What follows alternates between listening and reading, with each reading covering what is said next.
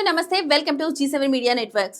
మన చేతి గోర్లు కేవలం అందం కోసం మాత్రమే కాకుండా మన శరీరంలోని అంతర్గత ఆరోగ్య స్థితిని తెలియజేసే ముఖ్యమైన సంకేతాలుగా కూడా పనిచేస్తాయి. గోర్ల రంగు, ఆకారం, బలం, మెరుపు, పెరుగుదల, వేగం ఇవన్నీ మన పోషకాహారం, రక్త ప్రసరణ, హార్మోన్ స్థితి, అలాగే కొన్ని దీర్ఘకాలిక వ్యాధుల గురించి సమాచారం ఇస్తాయి. సాధారణంగా గులాబీ రంగులో మృదువుగా, బలంగా, విరగకుండా ఉంటాయి. అయితే గోర్ల పసుపు రంగులోకి మారితే ఫంగల్ ఇన్ఫెక్షన్ లేదా లివర్ సమస్యల సంకేతం కావచ్చు. తెల్లగా మారితే రక్తహీనత లేదా పోషక లోపాన్ని సూచించవచ్చు. నీలంగా కనిపిస్తే శరీరానికి ఆక్సిజన్ తక్కువగా అందుతోందని అర్థం. అలాగే నఖాలు పెలుసుగా మారి సులభంగా విరిగిపోతే కాల్షియం, బయోటిన్ లేదా విటమిన్ బి లోపం ఉండవచ్చని సూచన.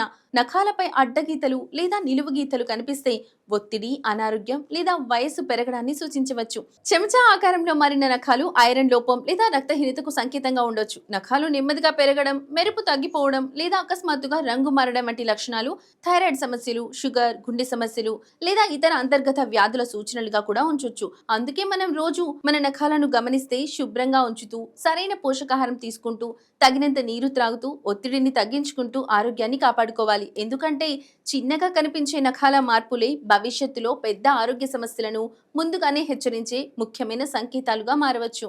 విన్నారు కదా, మీ అభిప్రాయాన్ని కూడా తెలియచేయండి.